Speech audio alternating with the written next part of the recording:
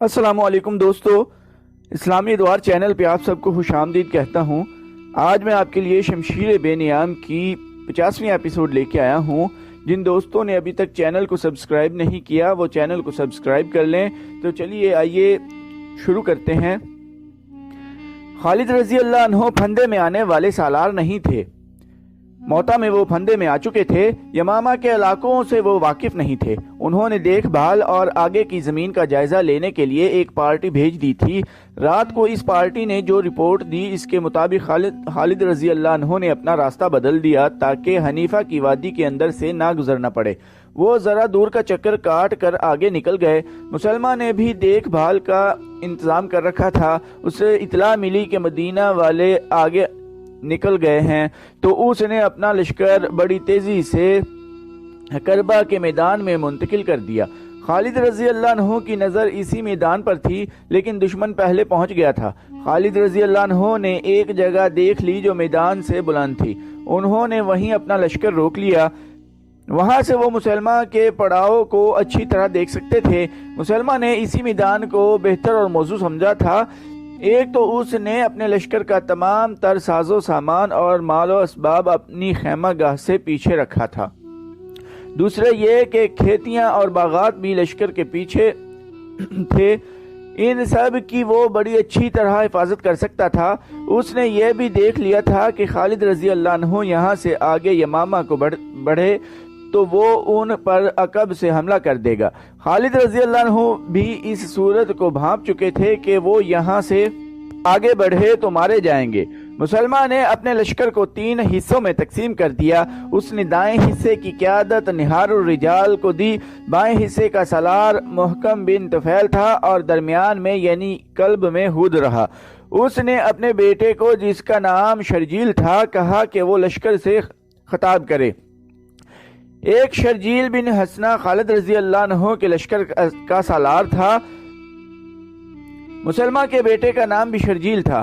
شرجیل گھوڑے پر سوار ہوا اور اپنے لشکر کے 3 حصوں کے سامنے باری باری جا کر کہا، اے بنو حنیفہ، آج اپنی آن اور اپنی آبرو پر مر مٹنے کا وقت آ گیا ہے۔ خدا نے تمہارے قبیلے کو نبوت دی ہے۔ آج اپنی آبرو اور نبوت کی خاطر اس طرح لڑو کہ مسلمانوں کو پھر کبھی تمہارے سامنے آنے کی جرت نہ ہو۔ اگر تم نے پیٹھ دکھائی تو دشمن تمہاری بیویوں، تمہاری بہنوں اور تمہاری بیٹیوں کو لونڈیاں بنا لے گا اور اس زمین پر ہی جو تمہاری زمین ہے ان کی آبرو لوٹے گا۔ کیا تم یہ منظر برداشت کر لو گے؟ مسلمہ کے لشکر کو جیسے آگ لگ گئی ہو، وہ مسلمہ کے نام کے نعرے لگانے لگے، گھوڑے کو کھر مار مار کر ہنہنانے لگے۔ خالد رضی اللہ عنہ اس صورتحال کا مقابلہ کرنے کے لیے تیار تھے کہ مسلمہ کا لشکر ان پر فوراً حملہ کر دے گا۔ نفری کی افراد کے زور پر مسلمہ کو حملہ کر دینا چاہیے تھا، لیکن مورخ لکھتے ہیں کہ وہ جنگ کی فن میں مہارت رکھتا تھا۔ اس نے حملے میں پہل نہ کی۔ اس کا خیال تھا کہ پہلے خالد رضی اللہ عنہ حملہ کرے اور دفاع میں لڑا جائے، اور جب مسلمان تھک جائیں تو دائیں بائیں سے حملے کر کے انہیں ختم کر دیا جائے۔ اس دور کی تحریریں بتاتی ہیں کہ خالد رضی اللہ عنہ مسلمہ کی چال نہ سمجھ سکے۔ انہوں نے اپنے سالاروں سے کہا کہ مرتدین سے آمنے سامنے کی جنگ اس طرح لڑی جائے کہ اسے اپنے دستوں کو ادھر ادھر کرنے کی مہلت نہ ملے اور وہ دفاعی لڑائی لڑتا رہے۔ خالد رضی اللہ عنہ کو توقع تھی کہ 13,000 سے 40,000 کو شکست اسی طریقے سے دی جا سکتی ہے کہ اسے کوئی چال چلنے کا موقع نہ دیا جائے۔ اس وقت کے رواج کے مطابق خالد رضی اللہ عنہ کو بھی ضرورت محسوس ہوئی کہ اپنے لشکر کا حوصلہ بڑھائیں۔ خلیفۃ المسلمین نے خالد رضی اللہ عنہ کی مدد کے لیے جو دستے بھیجے تھے ان میں قرآن کے حافظ اور خوش الحان قاری بھی خاصی تعداد میں تھے۔ اس دور کے حافظ قرآن اور قاری ماہر تیغ زن اور لڑنے والے بھی ہوتے تھے۔ وہ سجدوں میں بیٹھے رہنے والے لوگ نہیں تھے۔ اس کے علاوہ خالد رضی اللہ عنہ کے ساتھ وہ لوگ بھی تھے جنہوں نے ہر میدان میں اپنے سے کئی گنا طاقتور دشمن کو شکستیں دی تھیں۔ خالد رضی اللہ عنہ کے لشکر میں عمر رضی اللہ عنہ کے بھائی زید رضی اللہ عنہ بن خطاب اور ان کے بیٹے عبداللہ رضی اللہ عنہ بھی تھے۔ اس کے علاوہ ابو دجانہ رضی اللہ عنہ بھی تھے جو جنگ احد میں ان تیروں کے سامنے کھڑے ہو گئے تھے جو رسول کریم صلی اللہ علیہ وآلہ وسلم پر آ رہے تھے۔ انہوں نے اپنے جسم کو آپ صلی اللہ علیہ وآلہ وسلم کی ڈھال بنا دیا تھا۔ خلیفۃ المسلمین کے بیٹے عبد الرحمن بھی تھے۔ ایک خاتون ام عمارہ رضی اللہ عنہا اپنے بیٹے کے ساتھ گئی تھیں۔ ام عمارہ رضی اللہ عنہا جنگ احد میں باقاعدہ لڑی تھیں۔ ان کے علاوہ وحشی نام کا حبشی بھی خالد رضی اللہ عنہ کے ساتھ تھا، جس کی پھینکی ہوئی برچھی نشانے سے بال برابر ادھر ادھر نہیں ہوتی تھی۔ قبول اسلام سے پہلے جنگ احد میں اسی وحشی نے حمزہ رضی اللہ عنہ کو برچھی پھینک کر شہید کیا تھا۔ مجاہدین کا لشکر تعداد میں تو کم تھا، لیکن جوش جہاد اور جذبے کے لحاظ سے کمتر نہ تھا۔ خالد رضی اللہ عنہ نے خود بھی اپنے لشکر کا حوصلہ بڑھایا اور قرآن کے حافظوں اور قاریوں سے کہا کہ وہ مجاہدین مدینہ کو آیات قرآنی سنا کر بتائیں کہ وہ گھروں سے اتنی دور کس مقصد کے لیے لڑنے آئے ہیں۔ قاری اپنے پر اثر آوازوں میں لشکر کو وہ آیات سنانے لگے جن میں مسلمانوں کے لیے جہاد فرض قرار دیا گیا ہے۔ یہ سلسلہ رات بھر چلتا رہا۔ اللہ کے سوا اور کون تھا جو ان قلیل تعداد مجاہدین اسلام کی مدد کرتا؟ مورخین کے مطابق مجاہدین کے اس لشکر نے تمام رات عبادت اور دعاؤں میں گزار دی۔ دسمبر 632 عیسوی کے تیسرے ہفتے کی ایک صبح طلوع ہوئی تو خالد رضی اللہ عنہ نے مسلمہ کے لشکر پر حملے کا حکم دے دیا۔ خالد رضی اللہ عنہ نے بھی اپنے لشکر کو 3 حصوں میں تقسیم کر رکھا تھا۔ قلب کی قیادت انہوں نے اپنے پاس رکھی تھی۔ ایک طرف ابو حذیفہ رضی اللہ عنہ اور دوسری طرف زید رضی اللہ عنہ بن خطاب تھے۔ مسلمان جس قہر و غضب سے حملہ آور ہوئے اور جس بے جگری سے لڑے، وہ دیکھ کر خالد رضی اللہ عنہ کو امید بندھ گئی کہ وہ مرتدین کے لشکر کو اکھاڑ پھینکیں گے۔ خود خالد رضی اللہ عنہ سپاہیوں کی طرح لڑ رہے تھے، لیکن خاصا وقت گزر جانے کے بعد بھی مسلمہ کا لشکر جہاں تھا وہیں رہا۔ بہت سے مجاہدین پہلے حملے میں ہی شہید ہو گئے۔ دن گزرتا جا رہا تھا، میدان جنگ کا قہر بڑھتا جا رہا تھا۔ ایک شور تھا، چیخو پکار تھی، کربناک آہو بکاہ تھی جو زمین و آسمان کو ہلا رہی تھی۔ مسلمہ کا لشکر گھوم پھر کر لڑ رہا تھا۔ اس کی کوشش یہ تھی کہ مسلمانوں کو گھیرے میں لے لے، اور مسلمانوں کا عزم یہ تھا کہ مرتدین کے اس لشکر کے قدم اکھاڑنے ہیں اور یمامہ پر قبضہ کرنا ہے۔ دونوں لشکر اپنی اپنی کوششوں میں ناکام ہو رہے تھے۔ اگر کامیاب تھا تو وہ مسلمہ کا لشکر تھا۔ مسلمہ بہت چالاک اور ہوشیار جنگی قائد تھا۔ وہ یہ جائزہ لیتا رہا کہ مسلمان کس وقت تھک کر چور ہوتے ہیں۔ آدھا دن گزر گیا، زمین خون سے لال ہوتی جا رہی تھی۔ زخمی انسان بھاگتے دوڑتے گھوڑوں تلے کچلے جا رہے تھے۔ مسلمان اس قدر بے جگری سے لڑنے کی وجہ سے کچھ جلدی تھک گئے۔ مسلمان نے بھانپ لیا۔ اس نے اپنے لشکر کے ایک تازہ دم حصے کو مسلمانوں پر حملے کا حکم دے دیا۔ اس کے لشکر کا یہ حصہ طوفانی موج کی طرح آیا۔ مسلمان نے سب کو یقین دلا رکھا تھا کہ جو اس کی نبوت کی خاطر لڑتا ہوا مرے گا وہ سیدھا جنت میں جائے گا۔ خالد رضی اللہ عنہ نے تھوڑی ہی دیر بعد محسوس کر لیا کہ اس کے لشکر پر دباؤ بہت تیز ہو گیا ہے۔ خالد رضی اللہ عنہ کوئی چال سوچ ہی رہے تھے کہ مسلمانوں نے پیچھے ہٹنا شروع کر دیا۔ آگے والے دستے تیزی سے پیچھے ہٹے، پیچھے والے ان سے زیادہ تیزی سے پسپا ہوئے۔ سالاروں نے بہت شور مچایا، لشکر کو پکارا، نعرے لگائے، لیکن مرتدین کا دباؤ ایسے قہر کی صورت اختیار کر گیا تھا جیسے مسلمان برداشت نہ کر سکے، اور ان میں بد نظمی پھیل گئی۔ دیکھا دیکھے مسلمان ایسی بری طرح بھاگے کہ اپنی خیمہ گاہ میں بھی نہ رکے اور دور پیچھے چلے گئے۔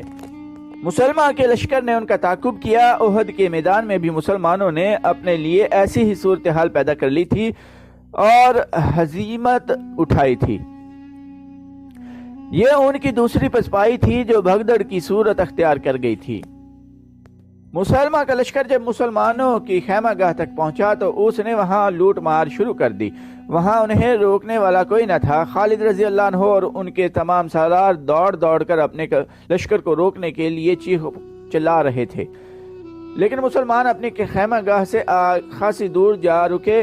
مسلمہ کے لشکر کے کچھ آدمیوں کو خالد رضی اللہ عنہ کا خیمہ مل گیا۔ وہ اس میں جا گھسے۔ وہاں انہیں زیادہ مال و دولت ملنے کی توقع تھی، لیکن اس خیمے میں انہیں 2 اتنے قیمتی انسان مل گئے جن کی انہیں توقع نہیں تھی۔ ایک تو ان کا اپنا سردار اور سالار مجاع تھا جو بیڑیوں میں جکڑا ہوا تھا، اور اس کے ساتھ خالد رضی اللہ عنہ کی نئی بیوی لیلا ام تمیم تھی، جس کے حسن کے چرچے انہوں نے سن رکھے تھے لیکن اسے دیکھا کبھی نہیں تھا۔ مجاع کو تو انہوں نے پہچان لیا۔ لیلا کے متعلق انہیں مجاع نے بتایا کہ یہ کون ہے۔ بیک وقت 2-3 آدمی لیلا کی طرف لپکے، وہ اسے قتل کرنا یا اپنے ساتھ لے جانا چاہتے تھے۔ رک جاؤ، ان کے قیدی سردار مجاع نے حکم دیا، دشمن کے آدمیوں کے پیچھے جاؤ، ابھی عورتوں کے پیچھے پڑنے کا وقت نہیں۔ میں اب اس کا نہیں بلکہ یہ میری قیدی ہے۔ ان کے سردار کا حکم اتنا سخت تھا کہ وہ بڑی تیزی سے خیمے سے نکل گئے۔ انہیں اتنا بھی ہوش نہ رہا کہ اپنے سردار کی بیڑیاں ہی توڑ جاتے۔ تم نے مجھے ان آدمیوں سے کیوں بچایا ہے؟ لیلا نے مجاع سے پوچھا۔ کیا تم مجھے اپنا مال غنیمت سمجھتے ہو؟ اگر تمہاری نیت یہی ہے تو کیا تمہیں یہ احساس نہیں کہ میں تمہیں قتل کر سکتی ہوں؟ تم نے میرے ساتھ جو اچھا سلوک قید کے دوران کیا ہے، میں اس کے صلے میں اپنی جان دے سکتا ہوں۔ مجاع نے کہا، خدا کی قسم، میری بیڑیاں ٹوٹ کر تمہارے پاؤں میں پڑ جائیں تو بھی میں تمہیں مال غنیمت یا اپنی لونڈی نہیں سمجھوں گا۔ تم نے مجھے قیدی نہیں مہمان بنا کر رکھا ہے، میں نے تم پر کوئی احسان نہیں کیا۔ لیلا نے کہا، یہ مسلمانوں کی روایت ہے کہ دشمن ان کے گھر چلا جائے تو اسے وہ معزز مہمان سمجھتے ہیں۔ اگر تم میرے گھر میں ہوتے تو میں تمہیں اور زیادہ آرام پہنچا سکتی تھی۔ لیلا، مجاع نے کہا، کیا تجھے ابھی احساس نہیں ہوا کہ تمہارا خاوند شکست کھا کر بھاگ گیا ہے اور تم میرے قبیلے کے قبضے میں ہو؟ فتح اور شکست کا فیصلہ خدا کرے گا۔ لیلا نے جواب دیا، میرا خاوند اس سے زیادہ سخت چوٹیں برداشت کر سکتا ہے۔ کم فہم خاتون، مجاع نے فاتحانہ مسکراہٹ سے کہا، کیا تجھے ابھی تک احساس نہیں ہوا کہ خدا مسلمہ کے ساتھ ہے جو اس کا سچا نبی ہے؟ محمد صلی اللہ علیہ وآلہ وسلم کی رسالت سچی ہوتی۔ مجاع، لیلا نے گرج کر اس کی بات وہیں ختم کر دی اور بولی، اگر تو نے محمد صلی اللہ علیہ وآلہ وسلم کی رسالت کے خلاف کوئی بات کی تو مجھ پر تیرا قتل فرض ہو جائے گا۔ میں دیکھ رہی ہوں کہ ہمارا لشکر مجھے اس خیمہ گاہ میں اکیلا چھوڑ کر بھاگ گیا ہے جہاں میرے دین کے دشمن لوٹ مار کر رہے ہیں، لیکن میرے دل پر ذرا سا بھی خوف نہیں۔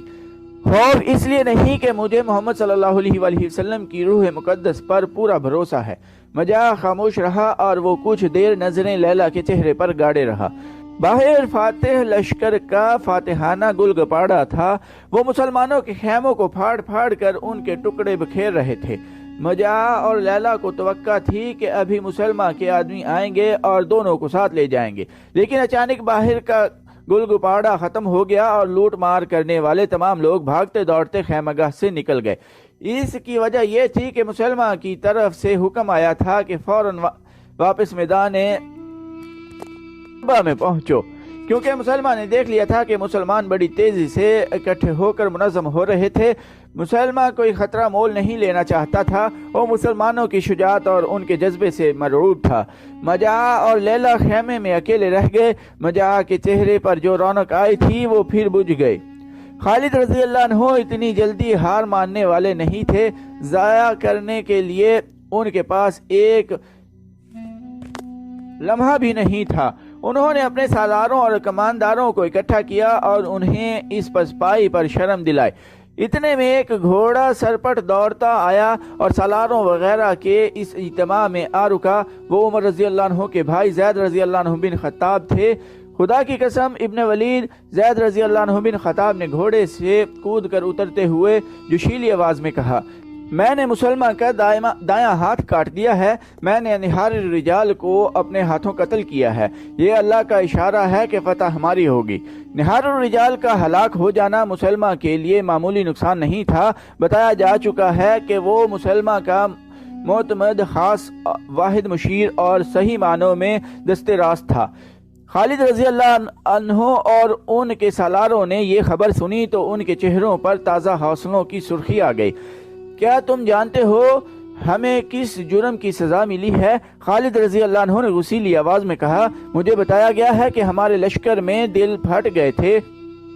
لڑائی سے پہلے ہی ہمارے لشکر کے مہاجر کہنے لگے تھے کہ بہادری میں انصار اور بدو ان کا مقابلہ نہیں کر سکتے۔